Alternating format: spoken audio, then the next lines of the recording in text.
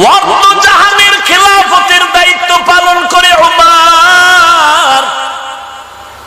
যেই ওমরের ধমনীতে কাঁপুনিতে ধমকে গোটা দেশ গরম, যেই ওমর 10 বছর অব্দ জাহানের খলিফা ইন্তেকাল হয়ে গেল।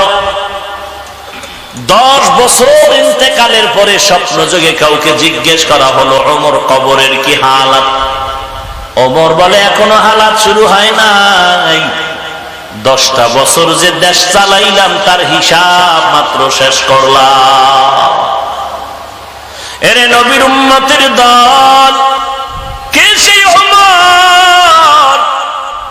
এক কথায় ঈমান আনার আগে তাকে বলা যাইতো পৃথিবীর শ্রেষ্ঠ একটা সন্ত্রাসী, কারণ বিশ্ব নবীর মাথা আনতে যায় বিশ্ব সন্ত্রাসী ছাড়া কেউ। সেই ওমর এখন ইসলামের এমন দামি ব্যক্তি হয়ে গেল, 39 জন মুসলমানের পরে 40 নাম্বার মুসলমান হযরত ওমর। তরবারি নিয়ে বলে পয়গম্বর, ইসলামের দাওয়াত আর গোপনে হবে না, ওপেনে হবে। ওমর তরবারি নিয়ে কাবার হাতিমে দাঁড়ায় বলতেছে, এরে বেঈমানেরা আয়, যদি ইসলামের বিপক্ষে অবস্থান নিয়ে সাহস থাকে ওমরের তরবারির সামনে দাঁড়াও। যে ওমর সম্পর্কে আল্লাহ তাআলা নবীর মাধ্যমে সংবাদ দিলেন 10 জন সাহাবা জান্নাতের সুসংবাদ পেয়েছে, এই 10 জন সাহাবার মধ্যে দ্বিতীয় স্তরে কে আছেন? হযরত ওমর। প্রথম কে? হযরত আবু বকর। জান্নাতের গ্যারান্টি যে ওমরের হাতে, সেই ওমরের ঈমানের আর আমলের কি হালাত? ঈদের দিন সবাই নামাজ পড়ে আনন্দের বাড়ি বাড়ি ঘরে আর আনন্দ করে। খলিফাতুল মুসলিমিন ওমর দরজায় তালা লাগায় চোখের পানি ছেড়ে কান্না করেন। আবু হুরায়রা রাদিয়াল্লাহু তাআলা আনহু ওমরকে জিজ্ঞাসা করেন, আজ খলিফাতুল মুসলিমিন আনন্দের দিন কান্নার আওয়াজ কেন? ওমর ডাক দিয়ে কয়, রে আবু হুরায়রা ভাই, আনন্দ ওই ব্যক্তি করবে যার মধ্যে কোনো পেরেশানি নেই, কোনো চিন্তা নাই। কিসের পেরেশানি? বলে রমজানে রোজা রাখলাম, কবুল হলো কিনা চিন্তায় পড়েছে। কোরআন তেলাওয়াত করলাম, কবুল হলো কিনা চিন্তা। তারাবির নামাজ পড়লাম, কবুল হলো কিনা চিন্তা। জাহান্নাম থেকে নাজাত পেলাম কিনা বড় চিন্তা। আবু হুরায়রা বলেন, খলিফাতুল মুসলিমিন, আল্লাহ তো 10 জন সাহাবায়ে কেরামের মধ্যে দ্বিতীয় স্তরে আপনি আছেন জান্নাতি, আপনার কেন এত চিন্তা? হযরত ওমর চোখের পানি ছেড়ে কান্না করে বলে, আবু হুরায়রা, যেই আল্লাহ জান্নাতের টিকিট দিয়েছেন, আমার আমলে যদি আল্লাহ বেজার হয়, ওই টিকিট আবার আল্লাহ ক্যান্সেল করেও দিতে পারেন, এই ভয় আছে আমার। এইবার ওমর কান্না করেন, ও আল্লাহ, তুমি আমাকে মাফ করে দাও। এমন একজন নবী পাবেন না জিন্দেগিতে কান্নার আওয়াজ নাই, এমন একজন সাহাবী পাবেন না কান্নার আওয়াজ নাই। কপাল আমগো এত খারাপ হয়ে গেল, নিজেও কাঁদি না, কেউ কান্না করলে সহ্য করতে পারি না, বরং বিরোধিতা করে, কয় দেখ লজ্জা নাই কেমনে কান্না করে। অথচ আল্লাহ কোরআনে বলেন, বেশি বেশি কান্না করো, ফালিয়াযহাকু কালিলা ওয়ালিয়াবকু কাসীরা। কম হাসো, বেশি বেশি কান্না করো হে মুমিন। রাহমাতুল লিল আলামিন বলেন, কান্না করো, কারণ দুনিয়ার ঘরে যদি আগুন লেগে যায়, পানি ছাড়া যেমন ঠান্ডা করা যাবে না, গুনাহের কারণে তো আল্লাহ গুনাহগারের জন্য বানিয়ে রেখেছেন জাহান্নামের আগুন। ইন্নাল আবরারা লাফি নাঈম ওয়া ইন্নাল ফুজ্জারা লাফি জাহিম। নেক আমলওয়ালাদের জন্য জান্নাত, গুনাহ যারা করবে তাদের জন্য জাহান্নাম। কোরআনের স্পষ্ট ঘোষণা। জাহান্নামটা কেমন হবে তাও আল্লাহ কোরআনে বলেছেন, জান্নাতটা কেমন তাও বলেছেন। রাহমাতুল লিল আলামিন নিজ চোখে জান্নাত জাহান্নাম দেখে সাহাবাদের বিবরণ দিয়েছে। জাহান্নামটা কেমন আর জান্নাত কেমন আমি নবী মেরাজে গিয়ে দেখে আসলাম। আল্লাহর নবী চোখের পানি ছেড়ে কান্না করে করে সাহাবায়ে কেরামের জাহান্নামের ভয় দেখাইলেন। এই জন্য সাহাবায়ে কেরামের কান্নার আওয়াজ নবী যখন নামাজে দাঁড়াইয়া ইমামতির মুসাল্লায় জাহান্নামের আয়াতগুলো পড়তেন, সাহাবায়ে কেরাম পেছনে দাঁড়ায় কান্নায় বেকারার হয়ে যেত। আজ আপনার আমার কান্না নাই। সাহাবী ওমর একদিকে রাষ্ট্র পরিচালনা করেন, অপর দিকে রাতের বেলা বাড়ি বাড়ি ঘুরে দেখেন কার কি হালাত। কে যেন না খাইয়া ঘরের মধ্যে কান্নায় কাতর হয়ে আছে। কেমন খলিফাতুল মুসলিমিন চিন্তা করা যায়? যেই ওমর নবীর মাথা কাটার জন্য তরবারি নিয়ে দৌড়ায়, সেই ওমর আজকে রাষ্ট্র ক্ষমতায় বসিয়া রাতের বেলা মানুষের বাড়ি বাড়ি ঘুরে খোঁজ নেয় কার কি হালাত। সাথে কেউ নাই, কোন বডিগার্ড নাই, কোন লোক সংখ্যা নাই, মাত্র গোলাম একজন ছিল আসলাম, আর কেউ নাই। রাতের আধার, হঠাৎ ওমর গিয়া দেখে এক জংলার মধ্যে আগুন জ্বলতেছে। আগুন, ওমর গিয়া পার্শ্বে দাঁড়ায় দেখে ওই আগুন চুলার আগুন। মহিলা, বৃদ্ধা মহিলা চুলার কিনারায় বসে পাতিলা পাত্রের মধ্যে পানি গরম করে, আর তার পায়ের কিনারায় ডানে বামে শিশু বাচ্চাগুলো ঘুমিয়ে আছে। ওমর দূরের থেকে তাকায় দেখে একটা বাচ্চা ঘুম থেকে উঠিয়া আম্মুর কাছে বলে, আম্মু খানা দেও, সহ্য করতে পারি না। মা জবাব দিল, একটু অপেক্ষা কর, তোদের জন্য খানার আয়োজন চলতেছে। বাচ্চাটা কান্না করে করে করে আবার ঘুমায় গেল। ওমর দূরের থেকে সালাম জানায় বললেন, আম্মা জান কেমন আছে? মহিলা ডাক দিয়া কয়, রে ভাই, এই রাতের বেলা কে তুমি আসছো? বলে, আমি ঘুরে ঘুরে দেখি কার কোনো সহযোগিতা করা যায় নাকি। বলে, তুমি সহযোগিতা কি করবা? আগে একটু বিচার দিয়ে নেই। এই দেশের পরিচালনায় নাকি ওমরের মতো একটা বান্দা আছে। আমি যদি দুনিয়াতে পারি, না হয় আখেরাতে ওমরের বিরুদ্ধে আল্লাহর কাছে মামলা দিব। কারণ আজকে আমার ঘরের চুলায় আগুন জ্বলে না, বাচ্চাগুলো কান্না করে করে মাটিতে কাতরাইতেছে। ওমর আইসা খবর নেয় না। আমি আজকে দুনিয়াতে না পারলেও হাসরের ময়দানে বিচার দিব। আমার সন্তানগুলো না খাইয়া ধুকে ধুকে কান্নায় ভেঙে পড়তেছে। যুবক হযরত ওমর পরিচয় দেয় নাই যে আমি সেই ওমর। পরিচয়টা গোপন রেখে রওয়ানা। কি বয়ান করব? কথা তো পয়েন্টে পয়েন্টে বহু বলা যায়। আজকে পোস্টারে নামটা নিচে থাকলে মনে বড় কষ্ট লাগে, আলহাজ না লাগলে মনে বড় কষ্ট লাগে, গেট না সাজাইলে ওয়াজের প্যান্ডেলে বয়ান জমে না, স্লোগান দিয়ে আমি বক্তারে স্টেজে না উঠাইলে মনটা খারাপ লাগে। আর ওমরের মতো বান্দা এলাকায় ঘুরে পরিচয় দেয় না আমি সেই ওমর। ওমর মহিলার কান্না দেখে আর দেরি না করে বাইতুল মাল অর্থ মন্ত্রণালয়ে চলে গেলেন। আটার বস্তা রেডি করে গোলাম আসলামকে বলে, গভীর রাতে, ও আসলাম, আটার বস্তা আমি ওমরের মাথায় তুলে দাও। আসলাম চিল্লায় বলেন, খলিফাতুল মুসলিমিন কি বললেন? আমি তো মরে যাওয়ার উপক্রম হয়েছি মানসিক ভাবে, আপনি খলিফাতুল মুসলিমিন মাথায় আটার বস্তা নিবেন? এটা হতে পারে না। আমি গোলামের মাথায় তুলে দেন। ওমর ডাক দিয়া কয়, আসলাম, তুমি কি চাও আমি আল্লাহর আদালতে আমি দায়িত্বের অবহেলায় আসামির কাঠ গড়ায় দাঁড়াবো? আসলাম বলে, না না। বলে, তো আসলাম, আমার দায়িত্ব হলো আমার জনগণের খোঁজ খবর রাখা, অতএব বস্তাটা আমার মাথায় দেও। আমার দায়িত্ব পালন করে আমি আল্লাহর কাছে পরিচয় দিতে চাই, আমি দায়িত্ব মুক্ত হতে চাই। আর কিছু উপায় নাই, মুরব্বীর সাথে বেশি বাড়াবাড়িও করা যাবে না। এবার আসলাম আটার বস্তা খলিফাতুল মুসলিমিনের মাথায় তুলে দিলেন। অর্ধজাহানের খলিফা ওমর, যেই ওমর রাস্তায় চললে শয়তান পালায় যায় ভয়ে, সেই ওমর আজকে আটার বস্তা নিয়া বুড়ি মহিলার দিকে রওয়ানা।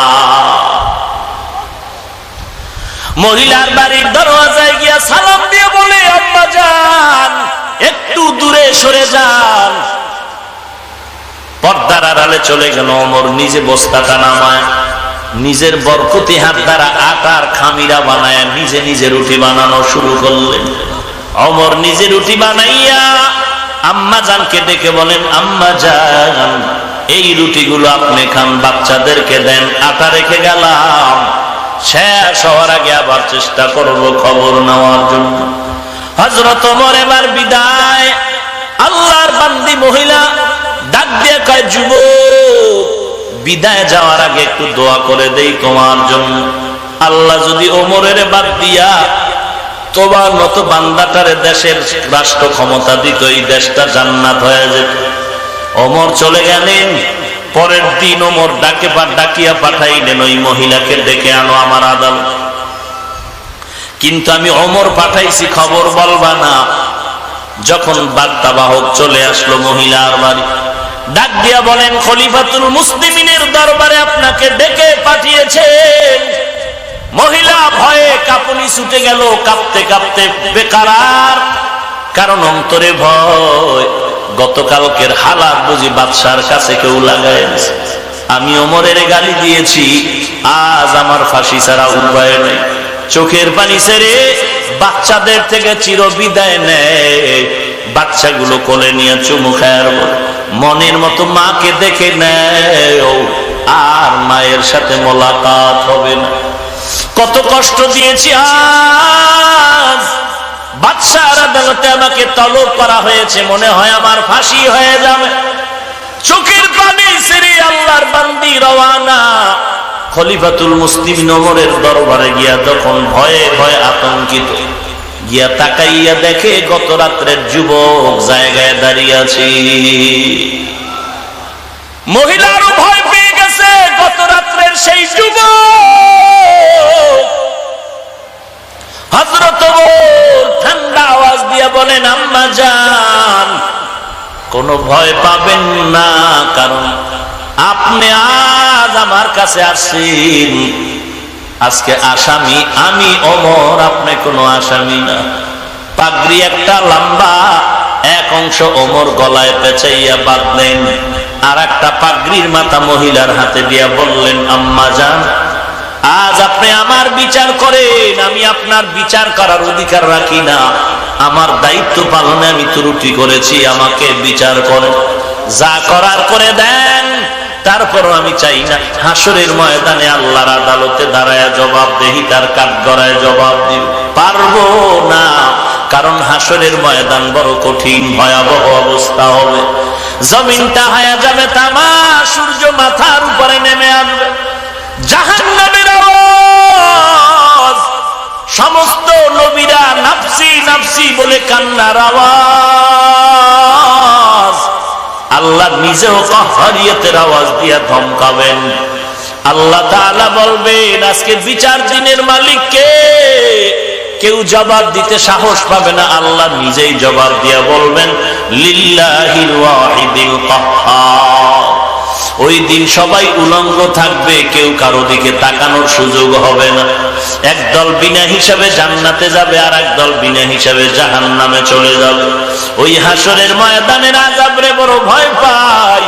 আম্মা জান, আমার বিচারটা করে দেন, আমি হাসরের ময়দানে জবাবদেহিতার কাঠগড়ায় দাঁড়াতে চাই না। এরে নবীর উম্মতের দল, এই ওমরকে এত দূর পর্যন্ত বিনয়ী বানায় দিল আল্লাহর কোরআন, আর পাশে ছিল নবীর আদর্শ। এর এলাকার মুসলমান ও যুবক, আজকে নবীজির আদর্শ তোমার ভেতরে নাই, অথচ কেমন একজন নবী তুমি পেয়েছো। গোটা দুনিয়ার বেঈমানের সামনে চ্যালেঞ্জ দেওয়া দরকার ছিল, তোমার বলা দরকার ছিল, রে বেঈমানের দল, এই জমিনে আমি এমন একজন নবীর আদর্শ লালন করি, যেই নবীর আদর্শের সাথে আমি আব্রাহাম লিঙ্কনের আদর্শ মিলায় দেখলাম সব বাজে। যেই নবীর আদর্শের সাথে আমি লেনিনের আদর্শ মিলায় দেখলাম সব খারাপ। যেই নবীর আদর্শের সাথে আমি কার্ল মার্ক্সের আদর্শ মিলায় দেখলাম সব খারাপ। দুনিয়ার জমিনে যত আদর্শ মাও সেতুনের আদর্শ, পেরেটের আদর্শ যা পাইলাম, এক কথা আমি ফাইনাল রেজাল্ট দিয়ে দিলাম, এই জমিনের সব আদর্শগুলো নাপাক, একমাত্র মদিনা নবীর আদর্শই হলো পাক। তুমি এই চ্যালেঞ্জ দিবা, আর বেঈমানেরা তোমার কথায় পড়ে কালেমার পতাকা তলে আসবে। কিন্তু দুঃখ লাগে রে ভাই, হাজার হাজার বছর পরে বেঈমানেরা কালেমা পড়ে। আমেরিকার নীল আর্মস্ট্রং, মাইকেল কলিন্স নবীর হাতে নবীর আদর্শের কালেমা পড়ে মুসলমান হলো। ভারতের সন্তান শিব শক্তি স্বরূপজি মুসলমান হলো। আর বাংলাদেশের দিকে তাকাও, বাহিরের দিকে তাকানোর সময় কখন নিজের হিসাব নাও। তুমি হাজী সাহেবের সন্তান, তোমার চেহারা দিয়ে তাকাইলে মুসলমান কিনা কোনো পরিচয় পাওয়ার উপায় নাই। অমুসলমান নবীর উম্মতের দল, আঙ্গুলের নখগুলির দিয়ে তাকায় দেখো নবীর সুন্নতের খবর নাই। মাথার চুলগুলো আয়নার সামনে দাঁড়ায় দেখো নবীর তরিকায় তোমার চুলগুলো কাটতে পারো নাই। নবীর তরিকা ভালো লাগে না, এই জন্য নবীর তরিকায় চুল কাটো না। কোন দেশের ক্রিকেটারের খেলোয়াড়ের চুল কাটা ভালো লাগছে, ওইভাবে তুমি চুল কেটে ইন্দুর আর বান্দর হয়ে সমাজে ঘুরো, আর মনে মনে অহংকারী করো, মনে হয় যেন তোমারে বোধে অনেক সুন্দর দেখা যায়। ওরে আল্লাহর বান্দা, যার চোখের আয়না চশমা কালো সে সাদা বাতি দেখে কালো, যার চরিত্র খারাপ সে বলে সবগুলোই খারাপ, আর যার চোখ ভালো সে মনে করে সবাই ভালো। এরে নবীর উম্মতের দল, তোমার অন্তর খারাপ হয়ে গেছে, এখন তুমি খারাপটাকে ভালো মনে করে দেখতেছো। তুমি ভালো আর খারাপ নির্ণয় করার সুযোগ তোমার হাতে নাই। এরে নবীর উম্মতের দল, আমি বলছি না তুমি আমার মতো একজন টুপিওয়ালা পাগড়িওয়ালা হুজুর হয়ে যাও, একবারও বলবো না। ধন্যবাদ তোমাকে দিতে চাই। স্কুলে পড়ো, কলেজে পড়ো, ভার্সিটিতে পড়ো, লেখাপড়া করো, চাকরি করো, ব্যবসা করো, বাধা নাই, করতে থাকো। আমি বলবো না তুমি স্কুল ছেড়ে দাও, বরং আমি বলবো তুমি একদিন স্কুলে লেখাপড়া করে কলেজে যাও, কলেজ ভার্সিটি পেরিয়ে তুমি একদিন বাংলাদেশের ম্যাজিস্ট্রেট হয়ে যাও, এসপি হবা, তুমি একজন আর্মির লিডার হবা, একজন র্যাব, একজন পুলিশের চাকরিজীবী হবা। তোমার মধ্যে যদি স্কুলে পড়ে ডাক্তার হয়ে যাও, ইঞ্জিনিয়ার হয়ে যাও, কোন বেঈমানের গোষ্ঠী যদি মুসলমানকে ধমক দিয়া বলে আমরা ভারতের ঔষধ বাংলাদেশের মুসলমানের দিব না, তুমি মুসলমানের ঘরে স্কুল কলেজের সার্টিফিকেট নিয়ে ডাক্তারি পড়ার পরে চ্যালেঞ্জ দিয়ে দাঁড়ায় বলবা এরে বেঈমানের বাচ্চা সাবধান, আমরা মুসলমান ডাক্তার যথেষ্ট, তোদের ঔষধের দরকার না। তোমার মতো ডাক্তার মুসলমানের ঘরে দরকার, কিন্তু তুমি ডাক্তারি পড়তে গিয়ে যদি তুমি মুসলমানের ঐতিহ্য হারিয়ে ফেলো, তখন তোমাকে বেঈমানের থেকেও ধিক্কার দেওয়া বেশি দরকার। এরে যুবক আল্লাহর গোলাম, ডানে বামে তাকাইয়া দেখ, স্কুলে পড়ে কলেজে পড়ে 5 ওয়াক্ত নামাজ পড়ে, 1 ওয়াক্ত নামাজও বাদ দেয় না এমন ছাত্র আছে না নাই? তুমি কেন পারবা না? আমার কাছে জবাব দেওয়া লাগবে না। বাসায় গিয়া যদি বাতি নিবায় ঘুমাইতে যাও, তখন নিজে নিজে একটু জবাব দিও, আমার মতো যুবক আমি কেন নামাজ পড়ি না? স্কুলে পড়ে কলেজে পড়ে নামাজ ছাড়ে না, ও পারে, আমি কেন পারবো না? আমার মতো যুবক র্যাব, আর্মি, পুলিশ, বিডিআরের চাকরি করে নামাজ ছাড়ে না, আমি কেন পারবো না? আমার মতো যুবক কোটি টাকার ব্যবসা করে নামাজ ছাড়ে না, 1 টাকা হারাম খায় না, আমি কেন পারবো না? আমার মতো যুবক ড্রাইভারি করে, শ্রমিকের কাজ করে, নামাজ বাদ দেয় না, আমি কেন পারবো না? কপাল আমার খারাপ, আমি তো অন্যের দোষ নিয়ে দৌড়াচ্ছি, নিজের দোষের খবর নাই। আল্লাহর কাছে তওবা করো, আল্লাহ জীবনে বহু অন্যায় করেছি, কবরের আযাব সত্য, কোরআন সত্য, হাদিস সত্য, গুনাহগারেরা জাহান্নামে যাবে, নেক আমলওয়ালা জান্নাতে যাবে, কথা ফাইনাল। অতএব আমি গুনাহ নিয়ে কবরে যেতে চাই না। এতদিন অন্যায় করেছি, শয়তানের ধোঁকায় পড়ে, ও আল্লাহ আজ আমি তওবার দরজায় ফিরে আসলাম। জীবনে নামাজ ছাড়বো না, বেপরদায় চলবো না, মা বাবার বিরোধিতা করবো না। ও আল্লাহ তুমি আমাকে খাঁটি তওবা করার তৌফিক দাও। আমি কোনোদিন আল্লাহওয়ালার বিরোধিতা করব না, দেশের বিরোধিতা করব না, জাতির বিরুদ্ধে ষড়যন্ত্র করব না। ও আল্লাহ তুমি আমাকে তওবার তৌফিক দাও। শুধু তৌফিক না, আবার এই তওবার উপরে মজবুত হয় নবীর তরিকা মতে চলার তৌফিক দাও। যদি খাঁটি অন্তরে তওবা করার নিয়ত হয়, মুনাফিকি যদি না থাকে, গলায় ছুরি আসবে, মরে যাব, নবীর আর গালি দিব না, নবীর আদর্শ জবাই করব না, এমন পাক্কা তওবার যদি নিয়ত থাকে, শুধু তারাই আল্লাহর কাছে তওবার নিয়তে 2 হাত উঁচু করে দেখায় দেয়। আয় আল্লাহ, সবার হাত আপনি কবুল করে নেন, আমাদের তওবা কবুল করে নেন, তওবার উপরে মজবুত হয়ে চলার তৌফিক দান করেন। আয় আল্লাহ গুনাহের প্রতি ঘৃণা জমায়ে দেন, আমিন। আলহামদুলিল্লাহ।